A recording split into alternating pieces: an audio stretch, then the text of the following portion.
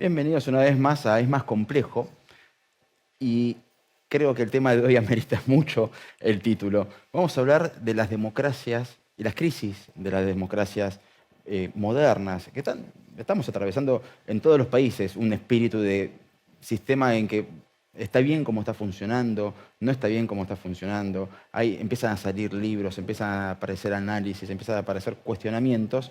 Y para abordar estos temas contamos hoy con la presencia de Pablo Secchi, director ejecutivo de Poder Ciudadano, que es el capítulo argentino de la ONG internacional Transparency International, valga la redundancia. Pablo, ¿cómo estás? Muchas gracias por aceptar esta conversación. Gracias a ustedes por la invitación y por tocar estos temas que a veces son incómodos, difíciles. Son incómodos. Es incómodo hablar de la crisis democrática, ¿no? Bueno, es difícil a veces decir que la democracia no está funcionando o no es la solución que nos prometieron, por lo menos a los argentinos, en el 83. Lo que no quiere decir que no sea quizás el mejor sistema, pero que indudablemente no está dando los resultados que la ciudadanía necesita, por lo menos en esta parte de la Tierra, en Latinoamérica, con diferentes experiencias. Pero hablando de Argentina, indudablemente que hay muchísimas deudas que tiene la democracia con nosotros, y es un buen año a 40 años del 83, para pensar qué hay que mejorar y para dónde hay que ir para fortalecer indudablemente a la democracia, de cara a lo que estamos viendo en algunos países de la región y de cara a lo que se empieza a ver en nuestro país también. Claro, porque uno puede llegar a pensar que, bueno, está bien, hay una cuestión de generación, que uno diga, no tengo toda la vida para esperar y no me sirve que me digan 40 años, 41 años, 45 años, es poco tiempo de estabilidad democrática. Pero ese discurso se cae cuando uno ve que democracias con 230, 240 años de historia, Estados Unidos sobrevivió al asesinato de 4 presidentes y a la muerte de 8 en total en el ejercicio de su poder. Y cuando ve que esa democracia entra en discusiones también un poco abstractas, uno se pregunta qué nos queda el resto. Me parece que hay que ver cuál es el esqueleto que aguanta esas embestidas, ¿no? Me parece que Estados Unidos es un buen ejemplo. Lo que pasó con Trump, las promesas, lo que pudo hacer, lo que terminó haciendo, las amenazas que, no sé, intentar tomar el Congreso por la fuerza, etc. Cosas que se van repitiendo en Latinoamérica, pero no es lo mismo el caparazón que tiene Estados Unidos que el que tiene Perú, por ejemplo, ¿sí? Donde vemos una inestabilidad política altísima, no económica, No que económica, es muy sí. curiosa, es muy curiosa. Pero indudablemente la robustez institucional que tienen algunos países te permiten, bueno, que estos amagues fascistas que empiezan a aparecer, bueno, soportan. Yo creo que Argentina es un país que tiene una buena estructura, tiene una historia muy fuerte en ese sentido, ¿sí? A mí me parece que podemos discutir los resultados de la democracia, pero es más difícil discutir la democracia en sí misma. Pero se empiezan a ver ciertas amenazas contra el sistema, ¿sí?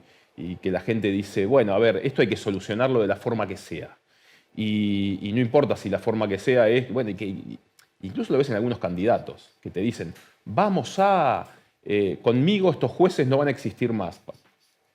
¿Cómo vas a hacer? Porque el presidente no pone y saca jueces, ¿sí? O vamos a solucionar determinados temas que tienen que ver con otro poder del Estado. O vamos a eliminar el Banco Central, que está en la Constitución Nacional. Digo, bueno, mirá que no es tan simple lo que estás prometiendo. Me parece que Argentina tiene una robustez institucional, pero tampoco hay que confiarse de que viene mañana alguien con un gran apoyo popular y esa robustez no empieza a flaquear. Sí, sí, estaba pensando precisamente en qué pasa cuando una sociedad desencantada con la democracia, pero que sigue sosteniendo que la democracia... O sea, es como si tuviéramos el auto con un motor que falla y dice, bueno, cambiemos el motor directamente. ¿Qué pasa si viene alguna idea que dice, bueno, está bien, vos pensás que este era el único sistema, pero yo te propongo algo que deberíamos probar? Bueno, ha pasado en Latinoamérica. Venezuela es un caso. Para no irnos a, no sé, a Cuba. Venezuela es un caso. Lo estamos viendo estos días que nuestro gobierno empezó a hablar de las bondades de la democracia venezolana y resulta que Maduro dijo, esta candidata, que es la No. principal candidata opositora, no puede competir porque la Sí. excusa del momento. Pero que es algo que se repite en cada elección. Bueno, exactamente. Entonces, las democracias aguantan hasta que tienen un apoyo de la ciudadanía muy fuerte. Me parece que el desafío está en seguir hablándole a esa ciudadanía, pero tiene que empezar a haber respuesta de la clase política. Respuesta para que tengan una mejor vida, para que tengan una mejor economía. Nadie está pidiendo un milagro económico, se está pidiendo que se hagan las cosas que se tienen que hacer, que se respete la Constitución, que en nuestro país especialmente haya una igualdad del funcionamiento institucional entre las provincias también. ¿Sí? No es lo mismo ser porteño que ser formoseño hoy en la Argentina. Suena duro, no es lo mismo, no tenemos los mismos derechos, no tenemos las mismas garantías. Lo vimos en la pandemia, cómo responde cada uno de los estados, con todas las discusiones que podemos generar de la política general de cada una de las provincias, pero en algunas provincias se podía circular un poco más, en otras se podía circular un poco menos. Provincias que ni siquiera tenían aeropuerto internacional, por ejemplo, con lo cual era más difícil que llegue el COVID de alguna forma. Y siempre está la idea de que el gobernador tiene más poder del que tiene que tener, ¿sí? Y que toma ciertas decisiones que nos afectan directamente. Digo, en algunos casos no hay mucha diferencia entre algunos países vecinos y algunas provincias de nuestro país. Hay temas graves en nuestras provincias, en las cuales la justicia depende del gobernador, el poder legislativo depende del gobernador, el hermano de... Bueno, tuvimos un caso estas últimas semanas que, bueno, yo no puedo ir, entonces va mi hermano a candidato a gobernador. Le terminó yendo mal. Pero todas estas falencias de la democracia, el sistema está pensado de una forma para que se pueda llevar adelante de esa forma, pero es un esqueleto. Después todo tiene que ver también con las políticas públicas, con el control cruzado, con un montón de falencias que tenemos en Argentina, que por suerte a nivel nacional se respetan las instituciones mucho más de lo que parece. Hubo arrestos en los últimos años, intentos de colonizar la justicia a nivel nacional que no se pudo. Yo siempre digo que hay una tensión entre vamos a los modelos provinciales menos desarrollados o los modelos provinciales van hacia el nivel nacional. ¿Sí? Es una discusión que se puede generar Santa Cruz, por ejemplo. ¿Sí? Bueno, todo lo que pasó con el procurador de Santa Cruz, te acordarás, hace algunos años. Entonces lo que yo siempre pensé es, bueno, las provincias vienen un poco más retrasadas en el desarrollo institucional y Nación lleva la bandera del progresismo institucional en este sentido. Pero a veces hay intentos de que sea al revés, ¿sí? Cuando se intenta que los jueces se voten o cuando se intenta sacar a un procurador y poner a otro. Entonces esa tensión de vamos hacia adelante, vamos hacia atrás, me preocupa bastante. Espero que la ciudadanía apoye la institucionalidad, que es difícil. ¿Qué pasa con la legitimidad de origen, ¿no? O sea, el apoyo popular cuando uno, es muy incómodo plantearlo, cuando uno analiza, si uno empieza a comparar números y se encuentra con que la tasa de deserción escolar es altísima y uno saca cuenta y dice, bueno, ¿cuántas de estas personas tuvieron educación cívica? El número es bajísimo, pero al mismo tiempo ejercen el derecho electoral. Uno dice, ¿qué tipo de democracia tenemos sin la educación que acompañe? Sí, no te alcanza con tener educación cívica. Primero los chicos tienen que salir comprendiendo lo que leen, ¿sí? Porque si tenés estadísticas que hablan de que una gran cantidad de los chicos salen de la primaria sin entender, que te lo pueden leer el texto pero no te lo entienden, entonces tenés un problema bastante grave. Y después el ciudadano vota también de acuerdo a lo que siente, a lo que ve, a cómo está él. ¿Sí? Más allá de que vos le puedas explicar que tal candidato no va a respetar las instituciones, que lo que está proponiendo es inconstitucional, el ciudadano va a votar mucho emocionalmente, mucho por su situación particular, y es un desafío muy grande. Y tampoco le podés decir al ciudadano, vota esto y no votes esto otro. Están las instituciones para que esos candidatos estén dentro de la ley, ¿sí? O si se quieren pasar después en la ejecución de su mandato, se quieren pasar de ciertos límites, bueno, eso es lo que me preocupa a mí. A mí más que determinado candidato me preocupa que la estructura pueda contener, que es lo que hablábamos de Estados Unidos. ¿Sí? Que vos podés tener un gobierno más... Hoy tenés en Estados Unidos una corte muy conservadora, Sí. que está yendo para atrás con ciertos derechos adquiridos. Pero bueno, tenés un marco institucional y Trump no pudo hacer lo que quería hacer. Y Bolsonaro tampoco pudo hacer lo que quería hacer. Entonces me parece que el encofrado institucional, si vamos a inventar un término, el encofrado institucional tiene que ser lo suficientemente fuerte para que los que asuman se puedan mover dentro de este margen. Pero al ciudadano se le puede exigir hasta cierto punto también. ¿Sí? El ciudadano vota a candidatos muy limitados en su cantidad, no a candidatos muy limitados. Entonces tiene esta opción o esta opción. Pero también hay un abanico de cargos a cubrir que llega un momento que... Pero no depende del ciudadano. No, pero me refiero, por ahí en una elección tenés que... te toca una elección en un municipio de una provincia y por ahí si justo esa elección coincide presidente, gobernador y senador, se te suma senador provincial, diputado provincial, consejero escolar, intendente. Y llega un momento que... Los representantes del Mercosur. Los representantes federales del Mercosur, y provinciales. para Parlasur, federales, provinciales, y llega un momento que a mí me preguntas quién fue el quinto legislador de la última elección que yo me puse, no lo recuerdo. Y No. tampoco sé si podría explicarte bien cuáles son las diferencias entre las funciones de un legislador nacional y uno provincial o un consejero escolar. Bueno, el sistema te lleva a... Por eso existen los partidos políticos. Pero me piden que elija. ¿Sí? Te piden que elijan, pero te piden que elijas en una lista... Primero una lista cerrada y bloqueada para los legisladores, tanto Senado como diputados. Uno puede elegir un partido político, no puede ir eligiendo cada diputado como existen algunos sistemas desbloqueados, ¿no? O por tachas. Sí, son sistemas cerrados y bloqueados. Vos elegís la lista.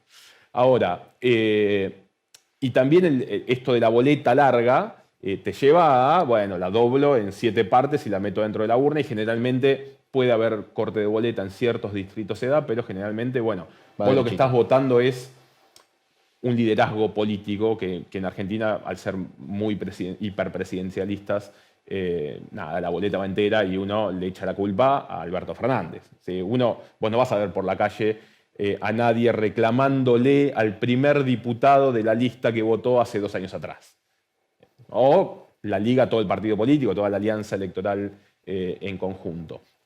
Tenemos un sistema electoral, vivimos en un país federal. Yo siempre que hablo de temas electorales, hablo de derechos humanos, hablo de constituciones, tenemos 25 sistemas. ¿Sí? Nosotros tenemos 23 provincias, la ciudad de Buenos Aires y Nación, que se mezclan todos los temas, que a veces las leyes son contradictorias. Sí. ¿Sí? Y cuando vamos a votar nos encontramos con esto también. Si nosotros fuésemos un país unitario sería todo mucho más simple a la hora de elegir. Pero bueno, tenemos un sistema federal, lo cual para algunas cosas es bueno y para otras es un poquito más complejo. Gracias por el chivo. ¿Qué es lo que pasa Es la gran frase que tenemos los politólogos, ¿no? Para no meternos en problemas. Claro, es más complejo. Es más complejo. ¿Qué pasa cuando uno se pone a analizar países que uno creía estables, que habían superado todos los dramas, que no quedaron tan lejos en el tiempo como qué fue lo que llevó al largo periodo de guerras mundiales? Estoy hablando de Europa, ¿no? Y uno mira las democracias europeas que uno dice, deberías recordar en dónde terminó todo este delirio, y uno empieza a ver que empiezan a aparecer otros enemigos, pero que se los identifica con los problemas, ¿no? Entonces, vos tenés... ¿Cómo resiste una democracia en la cual el enemigo es el extranjero, el enemigo es una religión, el enemigo es una ideología, el enemigo es el globalismo, el enemigo es... Se necesita encontrar un enemigo siempre. O sea, si no hay guerra, construyamos uno, como decía Humberto Eco. Bueno, si vos no tenés la calidad de vida que tenías, o si vos sentís que tu país es más inseguro, etcétera, etcétera, empezás a buscar, bueno, ¿qué está pasando? Y vos ves en tu país que hay muchos extranjeros y le empezás a echar la culpa de tus problemas. Ni siquiera sabés qué está pasando hoy en Francia, en qué situación están viviendo esos extranjeros. ¿Qué beneficios se le dieron a esos extranjeros que no lograste también incorporarlos en la normativa vigente de esos países? Y cuando vos ves desigualdades y cuando ves que se dan ciertos beneficios, etcétera, vos empezás a culpar al que tenés a mano. Y a veces te equivocás. Y mirá lo que pasó en Inglaterra en el Reino Unido con el Brexit. ¿Sí? Que hoy vas a hacer una encuesta al Reino Unido y la mayoría te dice, nos equivocamos de salir del Brexit. ¿sí? Porque genera problemas, porque ya no tenemos la economía que teníamos, no teníamos un tanque que avanzaba económicamente como es Alemania. ¿Y qué pasó? Y fueron a votar los jóvenes. Y los grandes no fueron a votar y bueno, como no es obligatorio el voto, se dio un resultado que la mayoría no está de acuerdo. ¿Pero qué se buscó ahí? Y se buscó un culpable. Y el culpable es Europa. Entonces nos separamos de Europa. Ahora anda a volver si podés. Y en Francia, ¿qué está pasando? Y bueno, el problema son los inmigrantes. Y está pasando que están creciendo en otros países opciones de extrema derecha y las vas a tener que frenar de alguna forma y ojalá que la puedan frenar con esta coraza institucional que tienen esos países, pero está pasando en Italia, y está pasando en Polonia, y está pasando en otros países. Bueno, veremos qué sucede. Pero también las opciones más racionales no están dando la solución que la gente está pidiendo. ¿Tienen la solución? No, seguramente que no la tienen.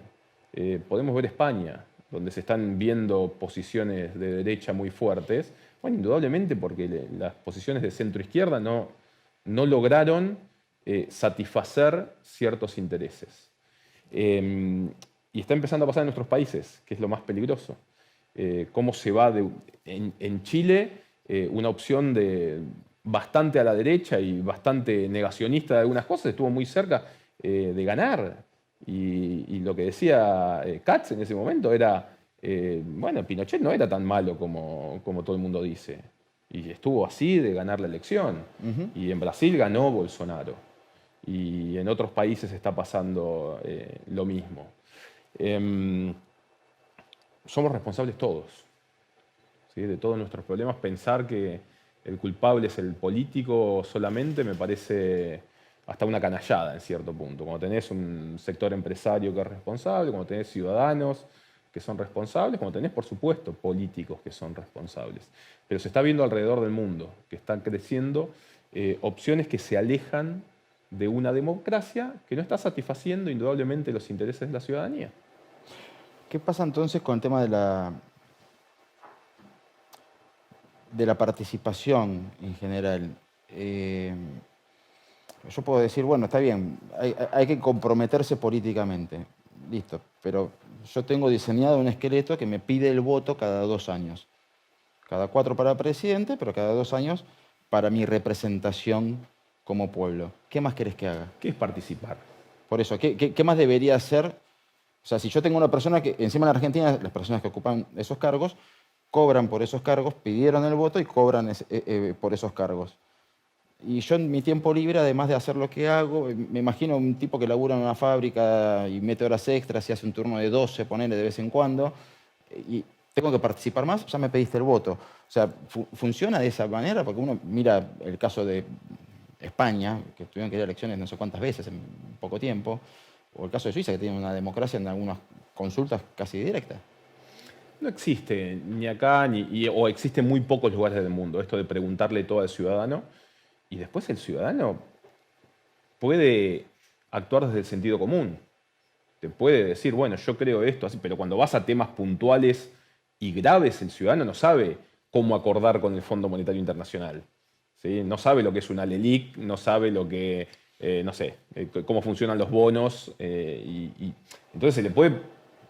No por ignorancia, sino porque no tiene por qué saberlo. No, yo no lo sé, vos no lo sabés, digo, estudiamos, yo estudié determinadas cosas, pero no tengo la solución de todo, que parece ser a veces la promesa de los políticos, que tienen la solución de todo y a veces no saben. Yo tengo la sensación, haciendo un paréntesis grande, que necesitamos que alguna vez digan, no sé cómo solucionar el tema de la inflación. Porque pasan los gobiernos y nadie sabe. Bueno, vamos a intentar tal cosa a ver si funciona. Me parece que sería un mensaje, está bien, quizás no los votemos si dicen eso. Pero al ciudadano se le puede pedir, como vos decís, bueno, un tipo que se levanta a las 6 de la mañana, lleva al hijo al colegio, se va a laburar, vuelve a las 10 de la noche con la changuita y para colmo le decís, vení, participá. ¿Y participá dónde? ¿De qué forma? Bueno, está bueno que se informen antes de votar, que vean cuál es su mejor opción entre las opciones limitadas que tienen. Y después, bueno, le podés pedir que participe en una ONG. Después, cuando participan y te cortan la calle, también nos quejamos. Van a decir, no, son acarreados. Ok, es un tipo de participación. Entonces, hay que darle los lugares de participación. Hay gobiernos que gobiernan casi con encuestas, ¿sí? Y es un tipo de participación también. Entonces, bueno, le están preguntando a la gente. Ahora, yo me acuerdo una frase de Ibsen, del enemigo del pueblo, que se iba al extremo y decía, el ciudadano no tiene la razón nunca. Y yo me pregunto, bueno, ¿en qué situaciones hay que escuchar al ciudadano? ¿Sí? Te lo digo desde el poder ciudadano. Indudablemente que hay que escuchar al ciudadano. Ahora, pensar que la mayoría tiene la razón es una equivocación. La mayoría es una forma de resolución de un conflicto o de una elección. Ahora, pensar que con el sentido común se puede gobernar es una equivocación. A veces hay que tomar decisiones que no son populares. Que no son populares, claro que no son populares. No sé, vayamos a la pandemia, el primer día de la pandemia. Bueno, había que meter a la gente en la casa, sí, probablemente sí, durante un tiempo limitado para ver qué es lo que está pasando. Y por ahí la gente decía, no, no queremos. Y bueno, y tenías un problema más grave del que tenías. Entonces, me parece que hay que escuchar mucho al ciudadano. Y el ciudadano debe participar todo lo que pueda. Y opinar todo lo que pueda. Y exigir todo lo que pueda. Ahora, no le tiremos la pelota al ciudadano de que tiene que tener la solución. De que este país no está como queremos que esté porque falta participación ciudadana. No, tenemos algunas normativas que nos ayudan a que se participe. Las leyes de acceso a la información pública, por ejemplo, que no son tan conocidas. Pero que el ciudadano pregunte, que los periodistas pregunten. Digo, tenemos intermediarios también. ¿Sí? El periodismo es un intermediario de la sociedad, con ciertos intereses, con todo lo que conocemos. Pero bueno, son intermediarios nuestros. Amplifican la voz de los ciudadanos. Tenemos organizaciones de la sociedad civil, Poder Ciudadano, le pregunta al Estado, molesta, consultando cosas, recomendando políticas públicas. Bueno, hay espacios para que el ciudadano participe. No le echemos la culpa de que falta participación, porque no es el responsable principal. Entonces, si no es el responsable principal y tenemos un sistema político que no nos da respuestas, es lógico que buena parte de la sociedad diga no me solucionaron ningún problema. Nos prometieron que con la democracia se comía, se educaba y se curaba. Y se curaba. Bueno, sí. Hay algunos que comen poco, hay algunos que van al sistema de salud y no encuentran las respuestas necesarias, y el sistema educativo, lamentablemente, no está teniendo los estándares que debería tener. Entonces, hubo una promesa de la democracia en determinado momento que prometía que con ir a votar nos alcanza y solucionamos todos los problemas. Estamos a 40 años y tenemos 40-45% de pobres, 60% de los niños abajo de la línea de pobreza. Entonces, 60%. Es una barbaridad. 45% de las personas afuera del sistema. Una economía informal de arriba también del 42-43%. Entonces, la democracia no nos dio la solución. ¿Quiere decir que la democracia no es la solución? No, por supuesto que siempre, hasta que se invente un mejor sistema, la democracia es la solución. No demos un mensaje equivocado. Pero no alcanzó con la democracia. No alcanza, y no alcanza con ir a votar cada 2 años. Y hay un desafío para todos. Y yo creo que la clase política tiene un desafío, por lo menos en nuestro país, en este país agrietado.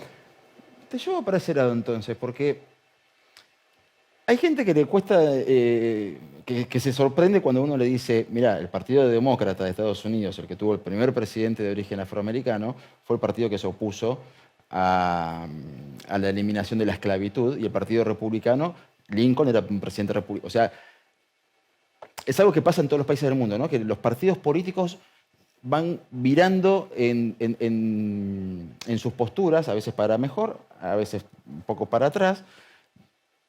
Pero en la Argentina los partidos políticos están en crisis y en buena parte del continente están en crisis. Uno ve alianzas y frentes electorales, pero nunca ve a los partidos en soledad.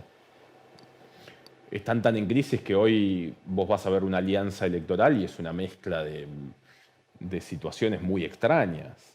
En las 2 alianzas electorales principales de la Argentina, hoy tenés progresistas y conservadores mezclados hasta en la misma lista. Hay gente que está a favor del aborto y gente que está en contra. Y gente que dice que hay que echar a todos los extranjeros y gente que dice que la inmigración es positiva. Y están en crisis porque no existe hace ya muchos años en Argentina un partido político que se pueda presentar a una elección solo. Y tienen que ir en alianza. ¿Y por qué otros países pueden? Bueno, ¿Son mejores o peores sistemas? yo Porque no también sé te dicen si- que cuando uno tiene un sistema como el eh, americano, eh, que son dos partidos, se eliminan las minorías, pero... Sí, pero a ver, también tiene que ver con la historia de los países, digo, cuando llegas a un determinado nivel institucional ya podés discutir otras cosas y las discusiones son mucho más finitas. ¿Sí? Digo, ¿qué quiero decir? Cuando tenés la panza llena ya la discusión es otra cosa. ¿Sí? Acá se están discutiendo cosas básicas todavía. Estamos discutiendo si se come o no se come, en qué forma se tiene que educar, cuál es el mensaje que se le tiene que dar a la ciudadanía en ciertos aspectos, si hay que priorizar el salario de los jubilados o hay que priorizar otra cosa. Entonces, cuando tenés la panza llena, empezás a discutir a otro nivel. Bueno, Argentina todavía sigue discutiendo en muchos casos los ¿Cuánta problemas comida diaria? que teníamos en el 83. Digo, la inflación es un fenómeno que se solucionó en todo el mundo. Y no estoy exagerando. Saquemos Venezuela, saquemos algún país más, pero los países más o menos desarrollados han solucionado, y acá no lo hemos solucionado. Tenemos un problema, que es político, que es empresarial, que es de los ciudadanos, si querés lo que quieras. ¿A qué voy que falta en la Argentina, que te iba a decir hace un rato? Faltan consensos, y es algo harto repetido y parece como si escuchar a este pibe que dice, este tipo que dice que faltan consensos. Sí, pero faltan consensos en algunas cosas que se ha llegado al consenso en todos los lugares del mundo. No soy economista, pero dicen que en el mundo la inflación se controló a partir de la emisión y acá lo discutimos todavía. ¿Sí? Estamos discutiendo cosas que no puede ser que estemos discutiendo. En esto, como estamos discutiendo tantas cosas a la vez, también se generan alianzas donde adentro de esas alianzas políticas se discuten estas propias cosas. Entonces el ciudadano hoy, si es de derecha, de izquierda o de centro, te puede votar a cualquiera. Y yo no tengo duda de que hay gente de izquierda que está pensando en votar a La Libertad Avanza y hay gente de derecha que está pensando en votar al Frente de Todos y hay gente de centro izquierda que está pensando en votar a Cambiemos. Tenemos una mezcla y un problema grave, pero se necesitan consensos. Si no empezamos por los consensos, si no empezamos por, a ver, temas que tenemos en la cabeza hace tiempo. No hay defensor del pueblo. Y cualquiera que nos está viendo va a decir, bueno, hay que elegirlo. Hace 14 años. ¿Sí? Hace 2 años atrás nos encerraron en nuestras casas durante, ya no recuerdo cuánto tiempo. Y no hubo un defensor del pueblo para decir, che, ¿qué pasó con las vacunas? ¿Cómo se compraron las vacunas? ¿A quién le compramos las vacunas? ¿Qué dijo el defensor del pueblo? Nada, porque no existe. Llevamos 6 años con un procurador interino. Estamos hace 6 años. Hace más de 2 años, creo, nos falta un juez o una jueza de la Suprema Corte de Justicia. Ni se está discutiendo el tema. ¿Cuántos jueces de la Suprema Corte se nos pueden ir? Si se nos va mañana alguno que se jubila, o alguno, esperemos que no, pero fallece, ¿te quedás con 2 jueces? ¿Con un juez? Si no hay consenso suficiente, ¿qué hacemos? El juicio político se está llevando adelante del Congreso. Saquemos todas las discusiones políticas, si tienen razón, si no tienen razón. Si el juicio político prospera y echan a los 4 jueces, ¿qué hacemos? Pablo, te pido si puedes esperar unos minutitos que nosotros vamos a un pequeño corte y enseguida venimos con más preguntas porque el tema lo amerita. Ya volvemos.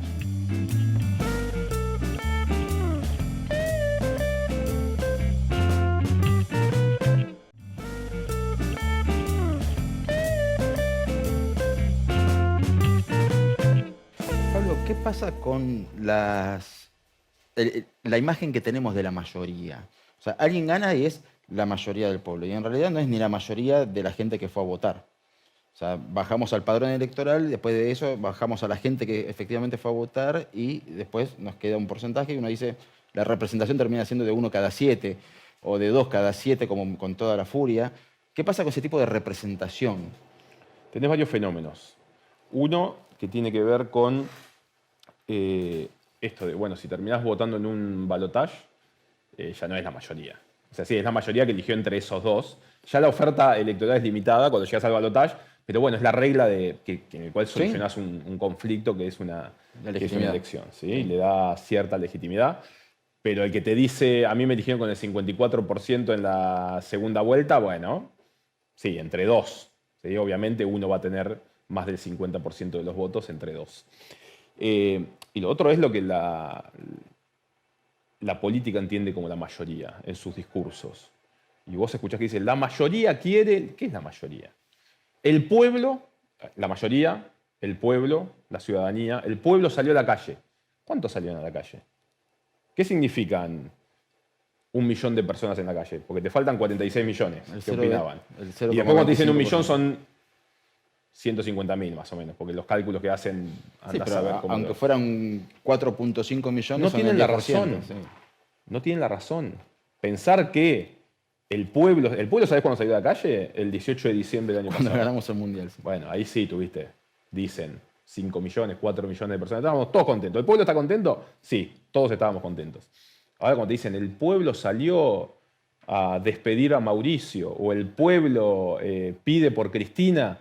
No, el pueblo pide en las urnas. Es la única forma en la que el pueblo pide. Y las mayorías, de vuelta, tampoco es que las mayorías tengan razón si fuesen mayorías. Siempre tienen la razón las mayorías en las elecciones. Eso no se discute, ni se va a discutir. Vale, bueno, pero ya en tiempos romanos, creo que bueno, si no era Cicerón, le pegan el palo. Si el Epifio, discúlpeme, que decía que si la mayoría tiene la razón, eso no trastoca la verdad de las cosas. Bueno, por eso te digo, hay muchas discusiones en las cuales la mayoría que... Vos ponés temas a discutir, hoy hablamos hace un rato, ¿tienen que cobrar los diputados? Y yo te digo que lo pones en votación y te van a decir que no. Ahora, si hacen bien su trabajo, tienen que cobrar. Es necesario que cobren. Aborto sí, aborto no. No es una cuestión de mayorías, hay una cuestión de derechos atrás y de discusiones. Después cada uno puede argumentar lo que quiera sobre cada uno de los temas. Por algo, si hay un límite a la consulta popular, es que no se puede consultar sobre legislación penal.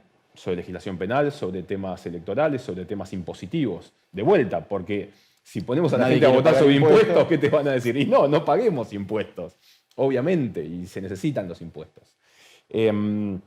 Pero las mayorías deben ser de vuelta consultadas en ciertos temas. En otros casos, para eso tenemos un sistema representativo.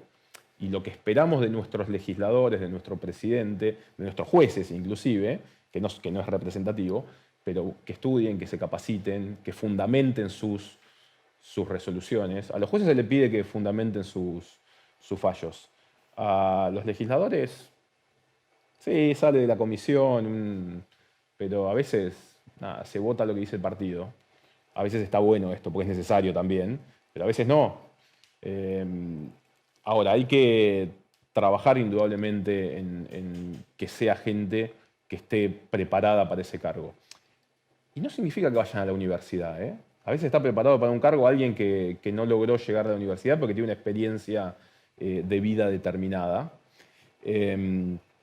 Pero es necesario bucear en las listas estas que nos van a presentar ahora para agosto y especialmente para octubre. Bueno, ¿quiénes son estos? En la provincia de Buenos Aires van a entrar 20 tipos de una sola lista. Bueno, ¿quién está? Vos conocés el 1, 2, 3, 4.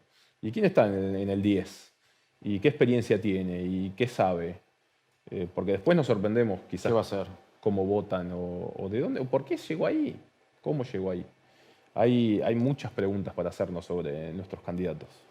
Y todo esto lleva a un planteo que se hizo hace unos años con un bestseller que es ¿Por qué fracasan los países? Que la tesis fundamental no es una cuestión ni de tradiciones, ni es una cuestión de clima, ni es una cuestión de... No es otra cosa que las instituciones. ¿Cómo se fortalece una... O sea, ¿de qué hablamos cuando hablamos de instituciones? De reglas de juego. Y que esas reglas de juego no se cambian. Lo mejor es no cambiarlas nunca, salvo que haya un consenso muy fuerte para cambiarlas. Por eso, para cambiar ciertas normas se necesitan mayorías calificadas. La Constitución necesita una mayoría específica. Para nombrar un juez necesitas un consenso, un acuerdo específico. Para cambiar las reglas electorales no se cambian como una simple ley, sino también necesita un número específico de la Cámara de Diputados y del Senado. Las instituciones, y nosotros venimos insistiendo hace mucho tiempo, son fundamentales para decir, mira, vamos a ir para allá y vamos a ir en este barco que flota porque todo cuerpo sumergido en un líquido ejerce una fuerza, etcétera, etcétera. Y no vamos a inventar otra cosa. Si al barco le ponemos más peso, se va a hundir, porque las leyes de la física lo dicen. Y, y con un capitán que puede hacer determinadas cosas, y con un marinero que el marinero no puede decidir, no, mejor vayamos por esta otra ruta. No, está el capitán, que estudió para eso y se preparó. Y tiene que cumplir ciertas normas. Me parece que, y cuando hay tormenta, no te puedes poner o de frente al viento o de costado porque el barco se te va a volcar. Me parece que las instituciones son eso, son las reglas que son reglas de convivencia, que son reglas para entender la economía, la sociedad, y que todas para colmo se interrelacionan. Y vos ves, por más que acá querramos discutir la cuadratura del círculo, los países que han avanzado institucionalmente, después podemos discutir mil cosas de muchos países, pero que han avanzado económicamente, políticamente, institucionalmente, son aquellos que respetan ciertas normativas y que no discuten ciertas cosas. Eligen unas reglas, por eso te hablaba de consenso. El consenso es fundamental y es consenso sobre esas reglas.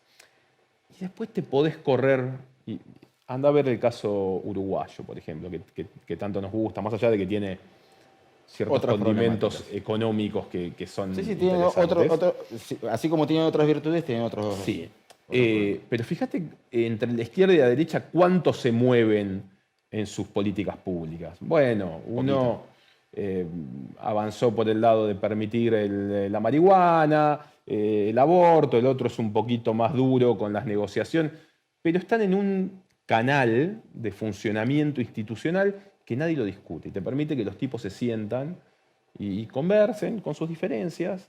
Hoy en Argentina no pueden conversar. Hoy en Argentina, para organizar un debate presidencial hubo que sacar una ley, ¿sí? Porque si no los tipos no se sientan. Y nosotros organizamos una cena anual todos los años. ¿Quién va? Te dicen. ¿Con quién me siento? Mirá que no me saco la foto con este, no me saco la foto con este otro. Pero vos recién marcabas que en Uruguay las políticas entre izquierda y derecha se pueden mover un poquito porque hay consenso. Ahora, la historia del huevo o la gallina, ¿es primero el consenso o primero cuánto nos movemos? Porque es muy difícil sentarse a tomar un café con una persona que públicamente piensa que sos el enemigo. Bueno, pero no tiene que haber enemigos en democracia. No a ese nivel. Sí, tiene que haber diferencias. Indudablemente tiene que haber diferencias. O que te dice, mira, yo quiero ir para el este, y el otro dice, no, hay que ir al oeste. Sí, es un desafío dificilísimo. O sea, no es que los dos te dicen cómo vamos hacia Bueno, para eso tenés la política comparada, quizás. Digo, que puede ayudar. Entonces, mi alma de politólogo dice, bueno, ¿a dónde fueron los demás? ¿O en qué forma? ¿Sí? Empecemos por lo que estamos de acuerdo. Estamos de acuerdo en un montón de cosas. ¿Sí? Estamos de acuerdo en que a la oposición no se la puede perseguir, que tiene que haber libertad de prensa. ¿Estamos de acuerdo con eso? ¿Estamos de acuerdo que hay que cumplir ciertas normas? ¿Estamos de acuerdo que no se puede ser corrupto, que hay que ser transparente, que las leyes de ética tienen que ir en determinado sentido? Bueno, ¿estamos de acuerdo en eso? Si no, discutámoslo, pasemos al siguiente nivel. ¿Qué hacemos con la educación? Bueno, seguramente va a haber diferencias. ¿Sí? Acá se discute de Sarmiento. Yo creo que el único que nunca se discutió, más o menos, fue a San Martín.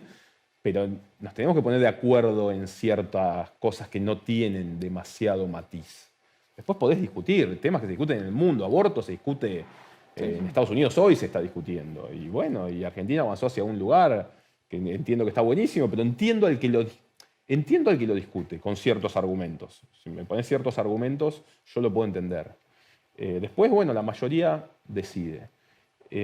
Hay cosas que no son tan discutibles, me parece. Es que hay una confusión, ¿no? Yo tengo la esperanza que esta elección saque liderazgos más racionales de Argentina.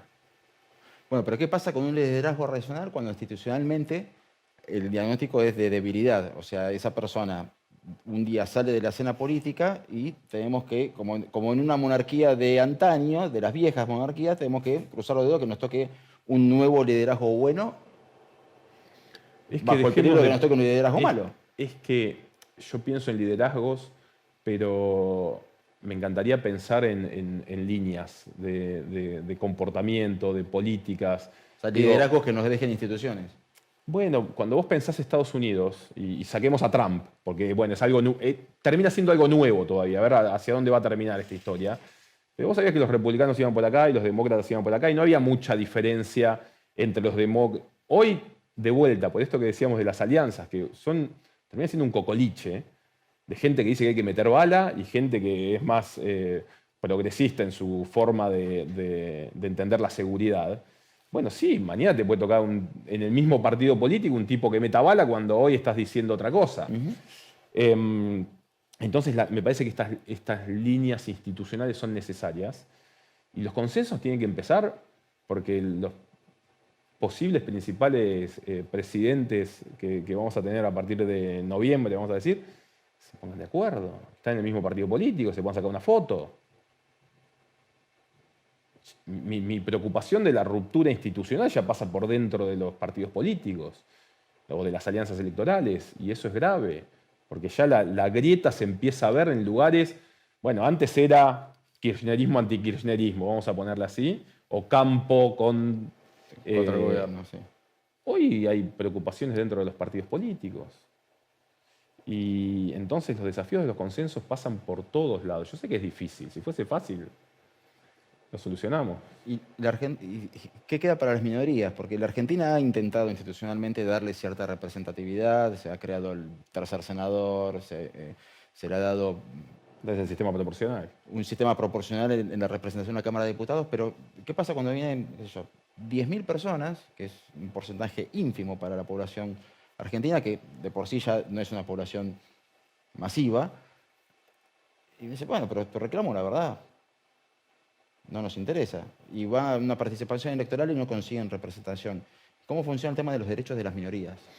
Bueno, hay políticas que trabajan en ese sentido. Cuando vos tenés políticas que tienen que ver con lo indígena en Argentina, los pueblos originarios, etcétera, se tienen que contemplar estos problemas que quizás, por ejemplo, a nivel nacional no son un tema que esté en la opinión pública, pero si vos te vas a meter en Neuquén o algo más chiquito, te vas a Villa Langostura, tienen un problema grave, o San Martín de los Andes tienen un problema, porque a veces, no sé, en temporada de esquí, por decir algo bastante muy relevante económicamente para ellos, te cortan el acceso al cerro. Y eso significa que hay gente que no come porque no está funcionando la temporada que dura un mes y medio. Las arruinaste la economía de todo el año. Viéndolo desde el problema del comerciante. Ahora, tenés el problema de los pueblos originarios. No se están quejando porque se quieren quejar nada más. Bueno, tienen problemas, viven mal. Sus derechos ancestrales no fueron respetados. Bueno, para eso tenés políticas que los gobiernos tienen que contemplar. Por eso es tan importante de que muchas veces uno ve a los presidentes electos que dicen, a mí me votó, no sé. Me votaron para Me votó la clase media. O me votaron los pobres. No, tenés que gobernar para todos. Tenés que darle soluciones a todos. Por supuesto que tocas intereses. Por supuesto que no hay una solución que deje a todos conformes, pero sí hay que proteger a ciertas minorías que intentan participar. Argentina es un país donde la sociedad civil ha sido muy fuerte, comenzando por los derechos humanos durante la dictadura. Después algunas organizaciones copiamos esos modelos para trabajar temas de transparencia, si querés. Recordemos el origen de los piquetes, que no tenía que ver con esto. En Cutralcó, ¿sí? Tenemos una experiencia muy vasta y una participación ciudadana organizada muy fuerte. Entonces los gobiernos tienen que entender y tienen que contemplar cosas que no pasan en todos lados. Como te digo, pasa a nivel nacional, en algunas provincias no sucede. ¿Y por qué? No sucede a nivel, atropellan a gente en las rutas que está protestando. Sí. Y no lo registran. Exacto. Anda a hablar con... Cuando se registra se olvida rápido. Con la comunidad La Primavera en Formosa, lo que sufren. Y desde acá estamos preocupados porque nos cortan la 9 de julio, no sé. ¿Por qué nos cuesta tanto la transparencia? La transparencia de los sistemas políticos. Hablamos de institucionalizar las cosas, y no sabemos cómo funcionan las cosas, pero tampoco nos dejan verlas. Hay gente que tiene el culo sucio, entonces no quiere transparentar, no quiere mostrar qué es lo que está haciendo. Hay gente que te dice que es más complejo, ¿sí? El famoso caso de alguien que pasa de sociedad civil a la política y te dice, vos no entendés nada, no sabés lo que es esto, lo complejo que es, las negociaciones. Hay gente que quiere robar o que lo hace. Que no quiere decir que después lleve adelante políticas públicas que pueden ser buenas o no. Y el más grave que yo estoy viendo últimamente, hay gente que quiere o permanecer en el poder o utilizar el Estado para llegar a un cargo político más alto. Entonces suceden dos fenómenos.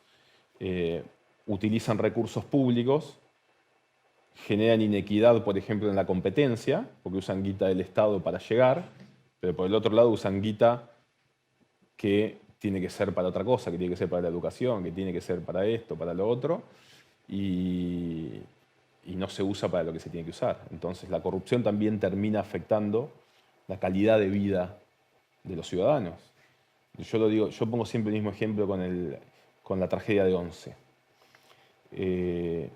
Si ese tren no chocaba ese día, y no chocaba nunca, la gente seguía viajando muy mal, todos los días. No sé si lo sigue, quizás lo sigue haciendo, pero creo que un poquito mejoró, no sé. Pero la corrupción, cuando dicen la corrupción mata, sí, por suerte mata en la última instancia, digamos. Lo podemos ver en Cromañón, pero los boliches, si no existía Cromañón, iban a seguir teniendo un montón de problemas y la gente iba a estar adentro con fuegos artificiales y con humo y le iba a hacer mal la salud, etc.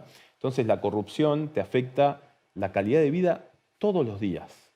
No es que te la afecta cuando llega el resultado final, que es bueno, el hecho catastrófico, que por suerte sucede muy poco. Y acá viene una alarma para los periodistas y para la ciudadanía. Muchas veces se preocupan por la corrupción cuando la ven. ¿Sí? Se preocupan con la corrupción cuando el tren choca, cuando se incendia el boliche, cuando ves que un tipo entra con una ametralladora y 9 palos verdes a un convento. Están entrando ahora a un convento con 9 palos verdes, seguramente. Si no es un convento, es una casa. Y esos millones son de los ciudadanos, de los impuestos de los ciudadanos seguramente.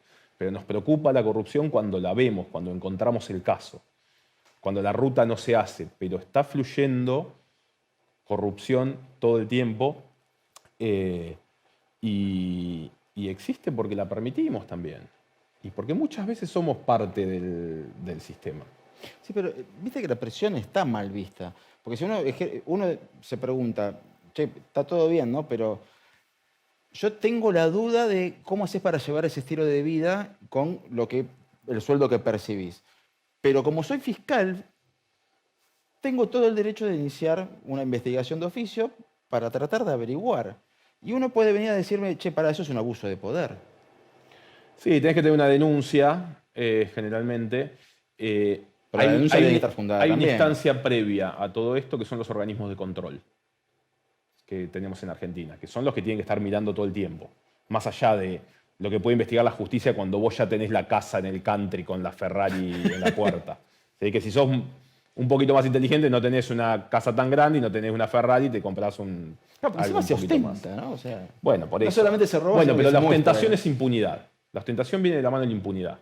El tipo se siente muy tranquilo de que puede hacer lo que quiere y lo ves en ciertos casos.